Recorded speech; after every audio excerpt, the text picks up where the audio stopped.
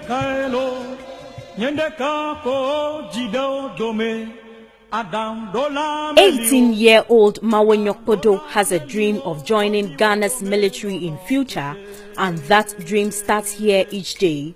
However, that dream will not be realized easily.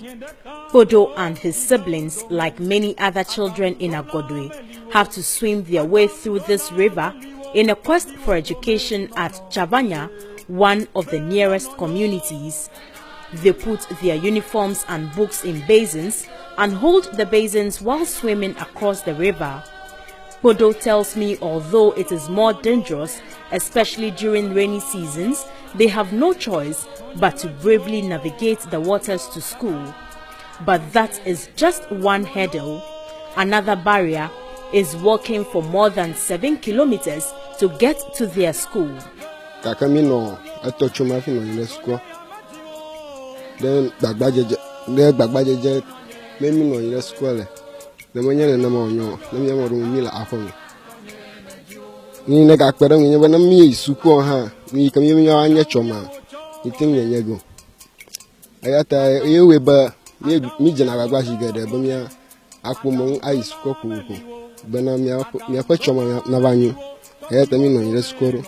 those that are lucky enough to meet the canoe provided by the district assembly some years ago cross the river using the canoe.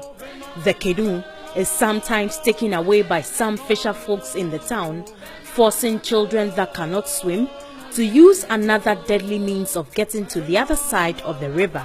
They hop and walk on the logs and big branches of trees along the banks to cross to the other side, and this requires a lot of experience.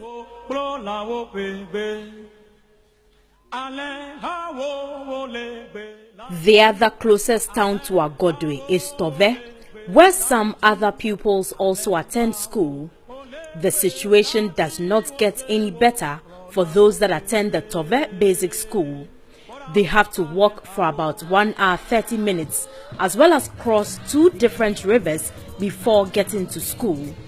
The time these pupils have to spend each morning traveling to school consumes much of the time they need to be in the classroom. They therefore end up studying for just a few hours. The pupils we met on our way narrated their ordeals to the news team, saying that they get stressed out before getting to school, and that negatively impacts their academic performance. The road is not good.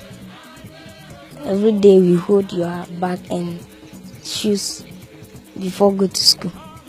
Every morning we swim before go to school.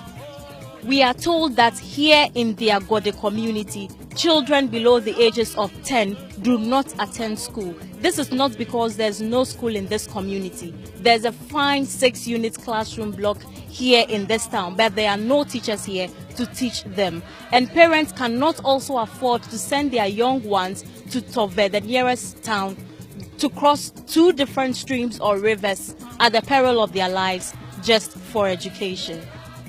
Many children in this community therefore idle about without going to school, a clear violation of the children's rights to education as stipulated by the Article 25 of Ghana's 1992 Constitution. These 2 3-unit classroom blocks were built in 2010, but the school has been shut down because there are no teachers here to teach. Teachers sent here by the Ghana Education Service fled due to the deplorable nature of the community. The unit committee secretary of the town told GH1 News the community started building this bungalow made of mud for the teachers, but could not complete it due to lack of funds. We are planning to amend roof it. We even wrote a letter to our Honorable Ayaho Bernard and then DC to help us to roof the bungalow for the teachers. What was their response? As at now, we didn't receive any reply from them, or they didn't give us any request. Okay, but do you think that when you finish or you complete this teachers' bungalow for the teachers, do you think they will come back to this community? To me, I'm not sure they will come and stay, because if they were to stay, First of all, we gave them a room or building in the village, but they refused to stay.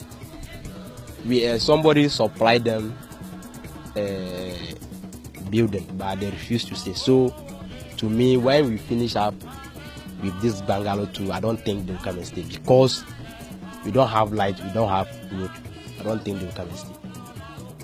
The Akachi South District Chief Executive Samuel Kwajo Wade, who doubles as the chairman of the Education Committee of the district, admitted the challenge in Agodwe is a huge one. It's like an airline. And now that we're trying to link it up with Tove, Tove, which is the bigger community, attached to, closer to Agodwe. They have a problem because crossing if the river overflows banks, crossing the river become a problem for the teachers. And most of them doesn't know how to swim. So and when the river overflows, it doesn't take much time before it get down. So during that time, you see them. Most of them that comes from Akachi or Tova before going to the school. They don't go to school, but those who are staying there normally go to classes. I happen to call the opinion leaders there that why is it that they cannot get them accommodation? What they told me recently is that they are now putting up accommodation, teachers bungalow for the teachers, and needed their assistance. I told them that they were at their disposal. They should bring a letter to us so that we will support them put up a small bungalow for the teachers. At least the one that it's not the bedroom, one chamber and hall, about 3 or 4 for them to be accommodating the teachers. He, however, said the assembly cannot readily provide any form of rapid assistance, such as constructing bridges to aid in the crossing of the rivers to the nearest towns, because the assembly is broke. The children's right to education without any stress or impediment now hinges on the assistance of a non-governmental organization that had promised to help construct footbridges.